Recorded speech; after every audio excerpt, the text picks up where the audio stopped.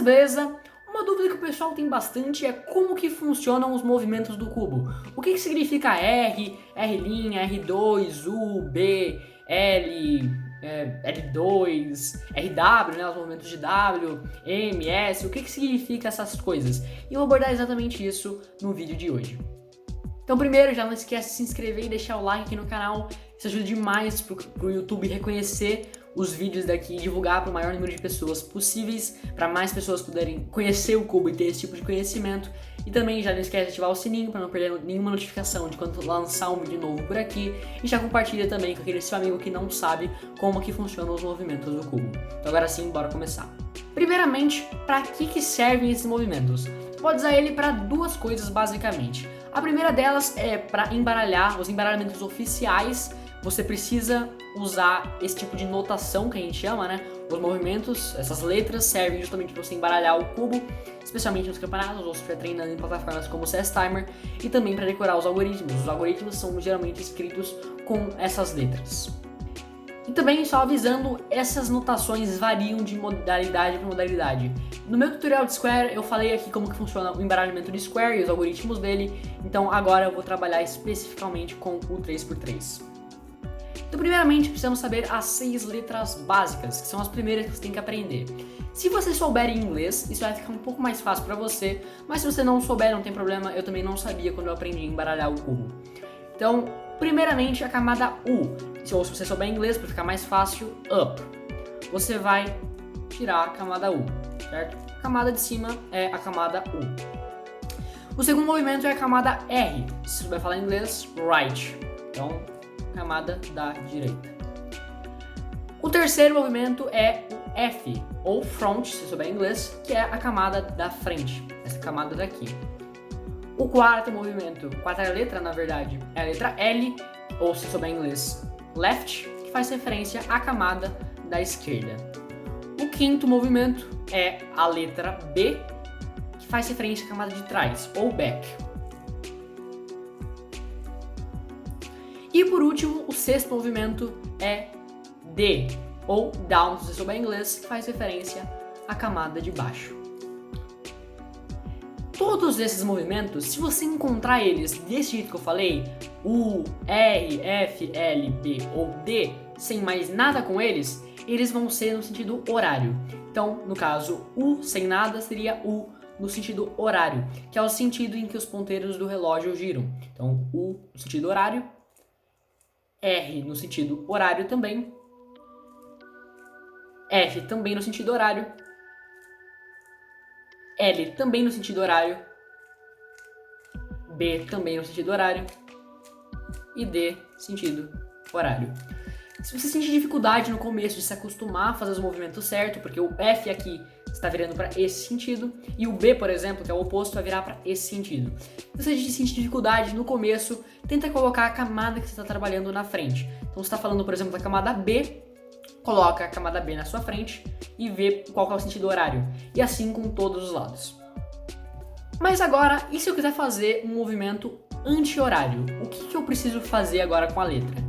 Se a letra vier com uma linha nela, isso significa que é um movimento no sentido anti-horário. Eu falei linha, porque é o mais comum de se falar, mas também pode ser visto como apóstrofe aqui no Brasil, né? Então se tiver a letra D e a apóstrofe, por exemplo, é a camada D que você vai virar no sentido anti-horário. Então vamos lá, U linha, R linha, F linha, L linha, B linha, e aí D linha. Tudo no sentido anti-horário. Mas Vitinhas, no cubo também tem movimentos duplos, então girar assim, por exemplo, é um movimento duplo. Como que eu escrevo isso em notação de cubo? Se tiver a letra com um 2 logo depois dela, isso significa que é um movimento duplo. Então, por exemplo, B2 seria isso aqui. Certo? Bem simples, na verdade. Essa talvez seja até mais fácil de decorar do que a linha. Então, vamos lá, só para mostrar cada movimento agora. O 2, R2, F2, L2, B2, D2. Lembrando que cada vez que eu faço uma coisa, né, então D', por exemplo, eu estou fazendo uma vez, né, para fazer 4 vezes igual eu faço aqui, ou 2 no caso do movimento duplo. Então com isso você já basicamente consegue aprender qualquer algoritmo e isso já é tudo que você precisa saber na hora de embaralhar um cubo 3x3 normal. Então vamos pegar aqui só para dar um exemplo, R, U, R', F', R, U, R', U', R', F, R2, U', R'. Esse movimento que eu falei aqui agora é a PLLJ, caso você saiba o Friedrich, né? Então vamos lá. R, movimento da camada direita no sentido horário. U, camada de cima no sentido horário. R', camada da direita no sentido anti-horário. F', camada da frente no sentido anti-horário. R, camada da direita no sentido horário. U, camada de cima no sentido horário. R', camada da direita no sentido anti-horário. U', camada de cima no sentido anti-horário. R', camada da direita no sentido anti-horário. F, camada da frente no sentido horário. R2, movimento duplo na camada da direita. E U', movimento anti-horário na camada de cima. R' para finalizar, camada da direita anti-horário. E lembrando, caso você queira embaralhar um cubo, e agora com isso você já consegue embaralhar um cubo 3x3, você precisa começar com o branco em cima e o verde na frente para seguir as regras WCA. E caso você só queira aprender como embaralha, isso é tudo que você precisa saber. Mas agora vamos para os movimentos avançados. Então indo agora para os movimentos avançados, muita gente também tem dúvida no que significa esse W que aparece em vários algoritmos. O que significa o W, Vincenzo? Por favor, me ajuda. Beleza, vamos lá. Vamos pegar, por exemplo, R. R normal. O que é o R? É o movimento da camada da direita no sentido horário. O RW, ao invés de você girar só a camada da direita, essa camada do meio vai junto com ela. Então seria isso daqui. Os movimentos de W são puramente isso. Ao invés de você girar só a camada que está falando, gira também a camada do meio que vai logo depois dela. Então RW seria isso aqui. RW' também, né? Esse linha e U2 servem da mesma coisa. Então R', RW2, mesma coisa. BW, BW', BW2, mesma regra, cara. É a camada que você está falando junto com a camada do meio que vem logo depois dela e seguem as mesmas regras. Se tiver linha no sentido anti-horário, se não tiver horário, e se tiver o 2 logo depois, é 2 vezes essa camada. Então só para mostrar todos aqui, né? O W, o W' no caso, o W2. RW, RW', RW2. FW, FW', FW2. LW, LW', LW2. BW, BW', BW2. DW, DW', DW2. É basicamente isso. Não tem segredo aqui não. E só um detalhe, em muitos lugares isso aparece como R minúsculo linha ao invés de RW', mas é a mesma coisa. Se tiver uma letra minúscula no embaralhamento de 3x3, ou no algoritmo de 3x3, na verdade, embaralhamento geralmente não aparece isso, é a mesma coisa. Então a letra minúscula pro 3x3 significa a camada dupla também, assim como o W. Mas Vincenzo, agora você falou em girar a camada junto com a camada do meio. Mas e se eu quiser girar só a camada do meio? Não tem problema, também tem uma notação para isso. Só que detalhe, agora ao invés de 6 movimentos, a gente tem só 3. Porque se você vai parar pra pensar, o cubo 3x3, né, ele tem só 3 eixos. Esse eixo e esse eixo.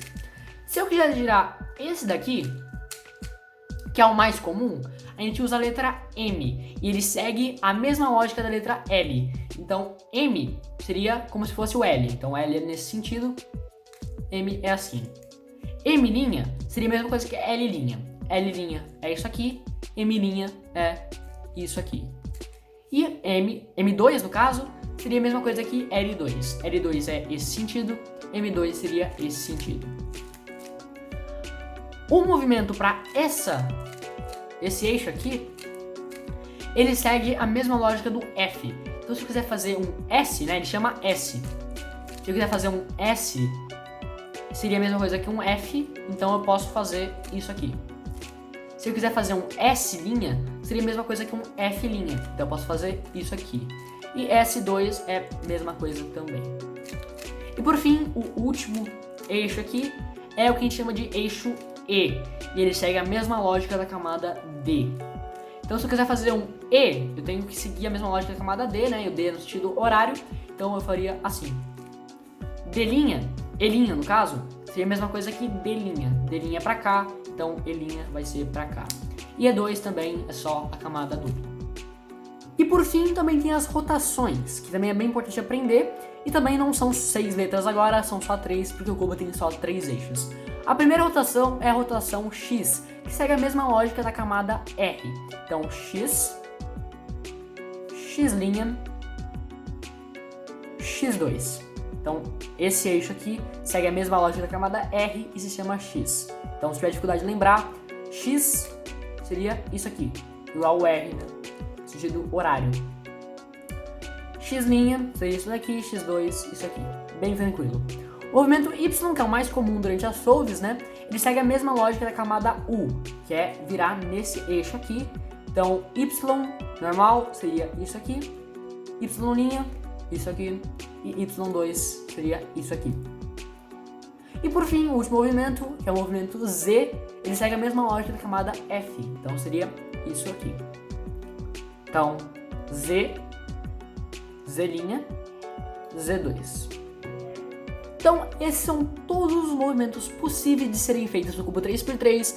Algumas outras modalidades seguem outras regras, eu posso gravar aqui um vídeo, uma hora, falando sobre essas outras modalidades também. Mas espero que tenha ajudado. Isso aqui é um pouco difícil de aprender mesmo no começo, mas conforme o tempo vai passando, isso vai ficando cada vez mais fácil, mais natural, e você vai conseguir fazer isso quase que instantaneamente, conforme o tempo vai passando. Se tiver uma dúvida, assiste o vídeo de novo, tenta entender, qualquer coisa deixa nos comentários, vou tentar responder todo mundo. Então esse foi o vídeo, espero que tenham gostado. Se gostaram, deixa o like, se inscreva no canal. O vídeo fica por aqui e até a próxima. Abraço!